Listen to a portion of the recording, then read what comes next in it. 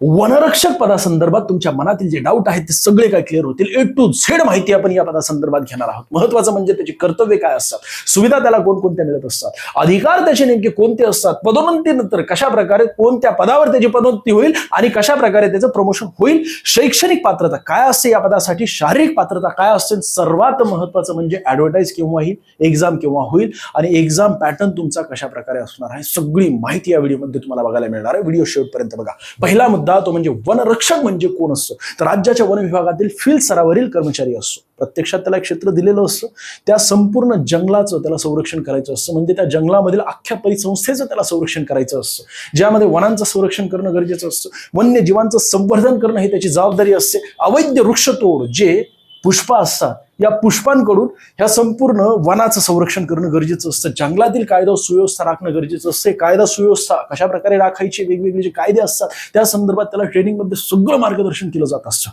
प्रत्यक्षात फील्डवर कशा प्रकारे काम करायचं हे सुद्धा त्याला ट्रेनिंगमध्ये शिकवलं जात असतं. वन विभागाचा फील्ड सोल्जर म्हणून तो कार्य करत असतो, म्हणून त्याला फील्ड सोल्जर असं म्हटलं जात असतं. प्रत्यक्षात तो फील्डमध्ये काम करत असतो, ऑफिसमध्ये बसून तो सीसीटीव्हीद्वारे संपूर्ण निरीक्षण करत नाही. खऱ्या अर्थाने म्हटलं तर त्याला सीसीटीव्ही ऍक्सेस सुद्धा असतो त्याच्या त्या टॅबमध्ये, मोबाईलमध्ये, पण प्रत्यक्षात त्याला फील्डमध्ये जाऊन काम करायचं असतं. वनरक्षकची कर्तव्य नेमकी काय असतात, अनेक विद्यार्थ्यांच्या मनामध्ये शंका असेल की नेमके ते कार्य काय असतात, त्याला कर्तव्य कोणकोणते असतात, सगळी माहिती आपण बघणार आहोत. पण तत्पूर्वी महत्वाची माहिती सांगू इच्छितो. ब्लॅक पॅन्थर नावाची आपण बॅच लॉन्च केली खास करून वनरक्षक या पदासाठी. या बॅचची फी मित्रांनो 2000 नाहीये, जबरदस्त ऑफर आहे. नेमकी कोणती ऑफर आहे बघण्यासाठी महाराष्ट्र अकॅडमीचा ऍप इन्स्टॉल करा. काय डाऊट असेल या नंबर तुम्हाला संपर्क साधायचा आहे. सर्व शिक्षक यांनी अख्ख्या महाराष्ट्रामध्ये यापूर्वी हाहाकार माजवलेला, अशा प्रकारचे सगळे टॉपची फॅकल्टी या बॅचमध्ये तुम्हाला शिकवत आहे. यापूर्वी वेगवेगळ्या पोस्ट मिळालेल्या, शिक्षण जगतामध्ये जबरदस्त अनुभव असलेले असे सर्व शिक्षक आहेत. यांच्याद्वारे तुम्हाला ही बॅचमध्ये सर्व काही शिकवलं जाते, प्रश्न विश्लेषण घेतलं जाते, होमवर्क नोट्स दिल्या जातात, डिटेल्स अभ्यासक्रम आहे, सराव टेस्ट आहे, अनलिमिटेड व्ह्यूज आहे, म्हणजे तुम्ही किती वेळा तो व्हिडिओ बघू शकता. पण खऱ्या अर्थाने म्हटलं तर एकदा जरी बघितलं ना तुम्ही, तरी सुद्धा तुम्हाला सगळं काही तुमच्या डोक्याच्या मिडलमध्ये जाईल. त्याचं कारण असं आहे की सगळे शिक्षक जीव तोडून तुम्हाला शिकवत आहेत. बॅच घ्यायची असेल तर जबरदस्त ऑफर आहे. महाराष्ट्र अकॅडमीचा ऍप इन्स्टॉल करा. काय डाऊट असेल तर या नंबर तुम्हाला संपर्क साधायचे. यासोबतच अजून एक आपण बॅच लॉन्च केलेली आहे, ती म्हणजे किंगफिशर बॅच. आणि या दोन्ही बॅच तुम्हाला एकत्रित घ्यायची असेल तर त्यासाठी अजून ऑफरवर ऑफर म्हणजे कॉम्बो ऑफर दिली गेलेली आहे. सक्सेसिव्ह ऑफर किंवा चक्रवाढ ऑफर त्याला म्हटलं जात असतं. या दोन्ही बॅच खरेदी करण्यासाठी महाराष्ट्र अकॅडमीचा ऍप इन्स्टॉल करा.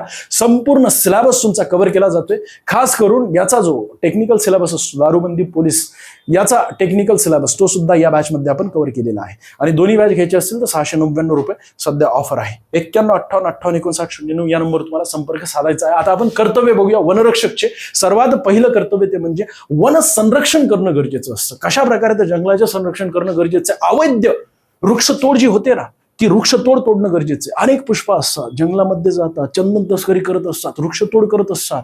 त्यांच्यापासून वनाचं संरक्षण करणं ही महत्वाची अशी त्याची जबाबदारी असते, महत्वाचं त्याचं कर्तव्य असतं. जंगलातील अतिक्रमण थांबवणं म्हणजे आसपासचे जे वस्त्या आहेत त्यांच्याद्वारे जर अतिक्रमण होत असेल तर ते अतिक्रमण सुद्धा थांबवणं हे त्याचं महत्वाची अशी जबाबदारी असते. जंगलातील नैसर्गिक संपत्तीचं संरक्षण करायचं, मुळात जंगलातील अख्ख्या परिसंस्थेचं संरक्षण त्याला करण्याची ही महत्वाची अशी त्याची जबाबदारी असते.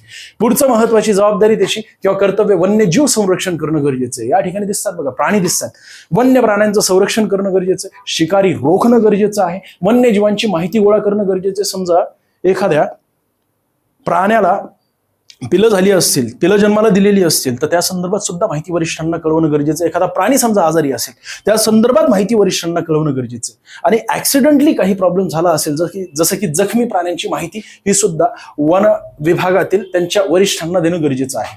गस्त घालणं गरजेचं आहे. दिवसभरातून 2 वेळा तरी त्याने गस्त घालणं गरजेचं आहे, कमीत कमी बरं का. आणि समजा संशयित हालचाली जर होत असतील त्याच्या विभागामध्ये, त्या ठिकाणच्या त्या संपूर्ण परिसंस्थेमध्ये त्याला जे क्षेत्र दिलेले त्या ठिकाणी समजा काही हे बारीक हालचाली होत असतील तर त्यावेळेस प्रत्यक्षात त्याने रात्री सुद्धा गस्त घालणं गरजेचं आहे. सीमारेषा तपासणे, जंगलातील घटना नोंदविणे आणि ह्या सर्व काही घटना नोंदवलेल्या आहेत ते आपल्या वरिष्ठांना कळवणं गरजेचं आहे. अशा प्रकारे त्याचसोबत वनातील नियंत्रण हे सुद्धा त्याचं एक महत्वाचं कार्य असतं. जंगलातील आग रोखणं म्हणजेच ज्या फांद्या असतात एकमेकांवर घर्षण झाल्यानंतर त्यांचे जे हे असतात ठिणग्या त्या जमिनीवर पडत असतात. जमीन याच्यावर ते पालेपाचोळे जे असतात ना, वाळलेले पालेपाचोळे, ते लगेच आग धरत असतात आणि अख्ख्या जंगलामध्ये त्या आग लागत असते. तर अशा वेळेस आग ओळखणं फार गरजेचं आहे. त्याचसोबत आग विझवण्यासाठी मदत करणं फार गरजेचं आहे.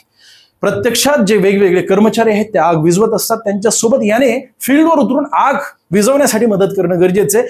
फायर लाईन निश्चित करणं गरजेचं आहे, म्हणजे आग कुठपर्यंत जाऊ शकते त्याच्या पलीकडे जाऊ नये त्यासाठी फायर लाईन तयार करणे.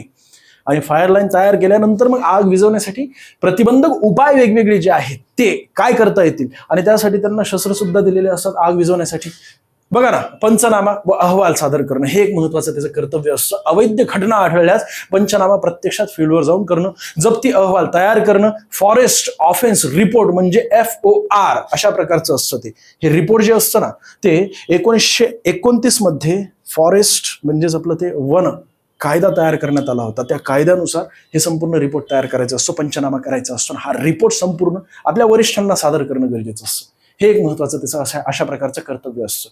वृक्षारोपण व संवर्धन करणं हे एक महत्वाचं कर्तव्य असतं. वृक्ष लागवड करणे आपल्या वनामध्ये महत्वाचं म्हणजे रोप वाटिका असतात ना, त्या रोप वाटिका त्यामध्ये छोटे छोटे वृक्ष असतात, ते थोडे मोठे झाले की प्रत्यक्षात कोणकोणत्या क्षेत्रामध्ये कुठे लावायला पाहिजे, घनता कुठे आहे, किती वृक्षांची, त्यानुसार त्या ठिकाणी ते स्वतः ठरवत असतं आणि रोप वाटिकेमधून ते वृक्ष घेऊन नवीन रोपटे तिथे लावणं आणि त्यांचं संरक्षण करणं सुद्धा गरजेचं असतं. वातावरणाद्वारे म्हणा, प्राण्यांद्वारे म्हणा, किंवा अजून अतिवृष्टी झाली असेल तर त्या ठिकाणी तशा प्रकारे वृक्ष लावलेले आहेत त्यांचं संरक्षण करणं सुद्धा फार गरजेचं असतं. आणि सामाजिक वनीकरण कार्यक्रम सुद्धा राबवणं गरजेचं आहे. ते राबवत असलेले हे जे कार्यक्रम आहेत त्यामध्ये सहभाग घेणं देणे गरजेचं आहे. तिथले जे स्थानिक लोक आहेत त्यांना जनजागृती करणं हे एक महत्वाचं त्याचं कर्तव्य असतं. नागरिकांना वन संरक्षणाचं महत्व एकदा पटवून दिलं की ते स्वतः मदत करत असतात या वनरक्षकला. प्रत्यक्षात या संपूर्ण त्याच्या वन रक्षणासाठी वन्यजीव संरक्षणाबाबत जनजागृती निर्माण करणं आणि ग्राम सभांमध्ये सहभाग होणं, प्रत्यक्षात जे एकूण 4 ग्रामसभा होत असतात ना त्यामध्ये सहभागी होऊन जनजागृती करणं हे त्याचं एक महत्वाचं कर्तव्य असतं. बाकी पुढचा महत्वाचं त्याचं कार्य वनरक्षकाचे अधिकार जे असतात या संदर्भात सुद्धा अनेकांच्या मनामध्ये कन्फ्युजन आहे. संशयित व्यक्तींची चौकशी करणं हे महत्वाचं त्याचं अशा प्रकारचा अधिकार असतो. अवैध लाकूड तोड जी होत आहे ती लाकूड तोड झालेली त्याची जप्ती करणं हे त्याचं महत्वाचं अशा प्रकारचा अधिकार असतं. वनगुन्ह्यांची नोंदणी करणे आणि हे संपूर्ण काही अहवाल आपल्या वरिष्ठांना सादर करणे. काही प्रकरणात अटक करण्याचा सुद्धा अधिकार असतो. हे जे पुष्पा असतात ना त्यांना डायरेक्टली तो अटक सुद्धा करू शकतो आणि अटक केल्यानंतर मग पुढची कारवाई होत असते जी काही कायद्यामध्ये नमूद केलेली आहे तशा प्रकारची. वन कायद्याची अंमलबजावणी करणं हे एक महत्वाचा त्याचा अधिकार असतो. आणि वनरक्षक वापरत असलेले जे साधनं आहे, ज्यावेळेस तुम्ही ऑन फील्ड काम करता त्यावेळेस तुम्हाला हे सर्व काही साधनं मिळत असतात ज्यामध्ये GPS असतो. मुळात तू सोन्या कुठे आहेस हे कोण सांगणार आहे? GPS सांगणार ना तुला. एकदा जंगलामध्ये गेला तिथं हरवला तर काय करणार?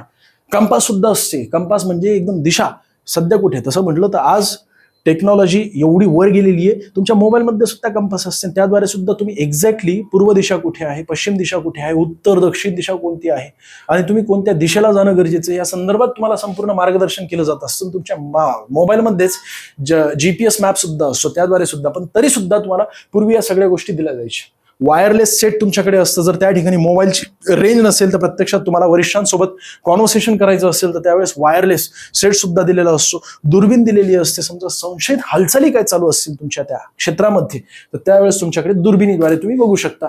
नकाशे तुमच्याकडे दिलेले असतात. एकूण किती क्षेत्र आहे आणि या क्षेत्रामध्ये तुम्ही सध्या कुठे आहेत हे तुम्हाला स्वतःला ओळखण्यासाठी नकाशा सुद्धा असतो तुमच्याकडे. काठी, सुरक्षा साहित्य म्हणजे काठी तर असतेच आणि या व्यतिरिक्त जर आवश्यकतेनुसार तुमच्याकडे बंदूक सुद्धा दिली जाऊ शकते. आणि फायर बीटर म्हणजे आग लागली असेल तर आग विझवण्यासाठी अशा प्रकारचं हे शस्त्र वापरलं जात असतं. हे शस्त्र तुमच्याकडे असणं गरजेचं आहे ज्यावेळेस तुम्ही फील्डवर काम करत आहात त्यावेळेस. आणि मोबाईल टॅब हे सरकारकडून तुम्हाला दिलेलं असतं जे खास करून तुम्हाला वरिष्ठांसोबत कॉन्व्हर्सेशन, रील बघण्यासाठी नाही सोने, वरिष्ठांसोबत कॉन्व्हर्सेशन करण्यासाठी हे सर्व काही तुमच्याकडे साधने असतात ज्यावेळेस तुम्ही ऑन फील्ड काम करत असतात. शैक्षणिक पात्रता यासाठी 12वी उत्तीर्ण असणं गरजेचं आहे. शासनाने निश्चित केलेली सक्षम पात्रता, बरोबर आहे ना. एक तर 12वी उत्तीर्ण, त्याचसोबत सायमल्टेनियसली जर आता मागच्या वेळेस जे 2023 मध्ये झालेली परीक्षा होती त्यावेळेस फक्त तुम्हाला 12वी उत्तीर्ण असणं गरजेचं आहे एवढं सांगितलं होतं.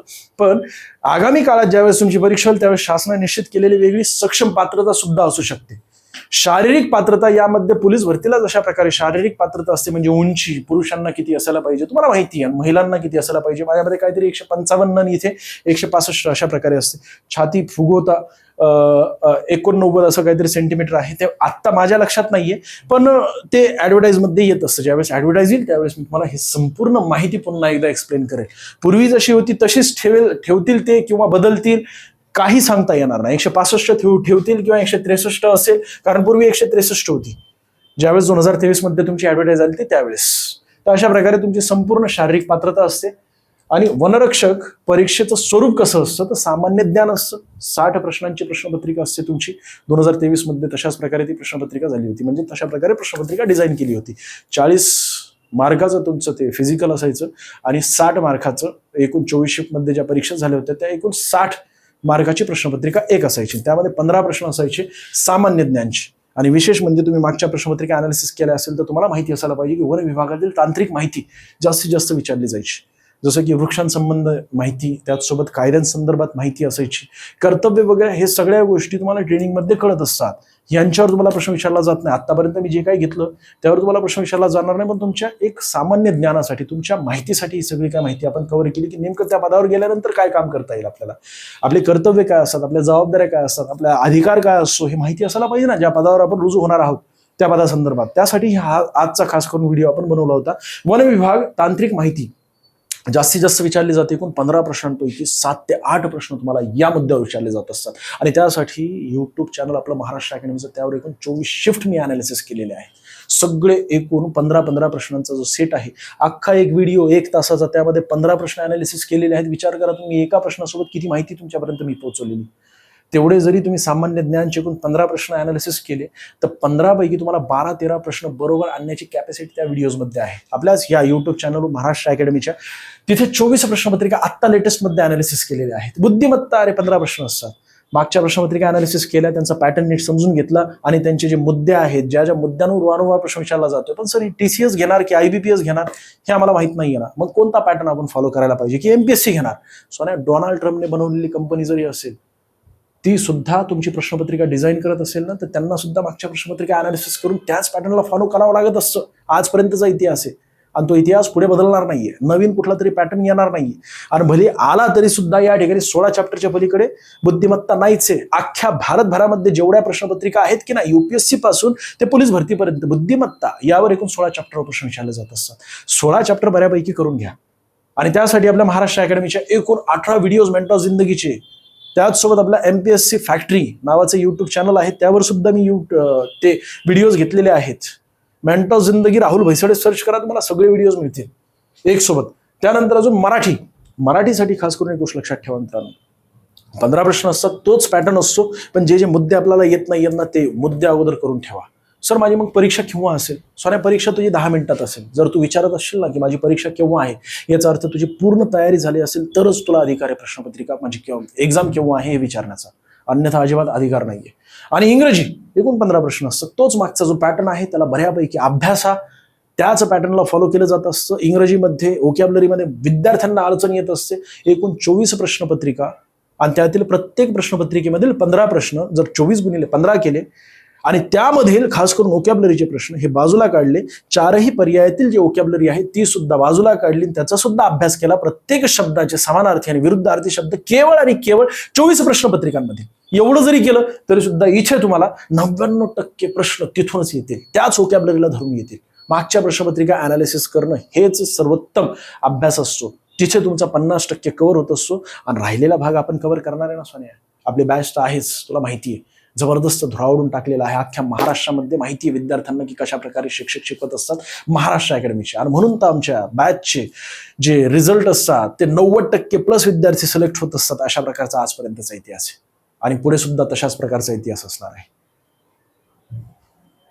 पदोन्नती कशा प्रकारे होत असते तर अगोदर तुम्ही वनरक्षक म्हणून रुजू होत असतात, कालांतराने वनपाल होतात, वनपालानंतर क्षेत्र सहाय्यक होत असतात, त्यानंतर तुमचे ते खात्यांतर्गत परीक्षा वगैरे झाल्या की डायरेक्टली तुम्ही वन परिक्षेत्र अधिकारी सुद्धा RFO म्हणूनही कार्य करू शकता. म्हणजे या पदावरून डायरेक्टली या पदावर सुद्धा तुम्ही झेप घेऊ शकता. खात्यांतर्गत तुमच्या एक्झाम झाल्यानंतर त्या ठिकाणी तशा प्रकारे तुम्ही या पदावर सुद्धा जाऊ शकता आणि मग नंतर इथे येऊ शकता तुम्ही. अशा प्रकारे इथपर्यंत तुमचं प्रमोशन होऊ शकतं. जर कंटिन्युटी आणि कमी वयामध्ये लागलं तर कमीत कमी इथपर्यंत तरी तुमचं प्रमोशन होऊ शकतं रिटायरमेंटपर्यंत.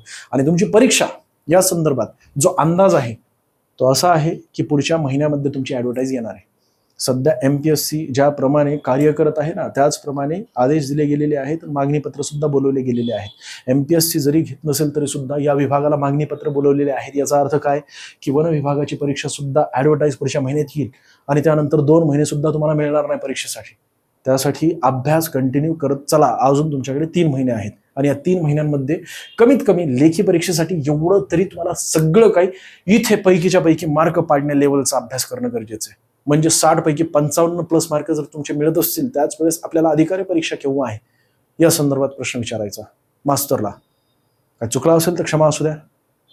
धन्यवाद.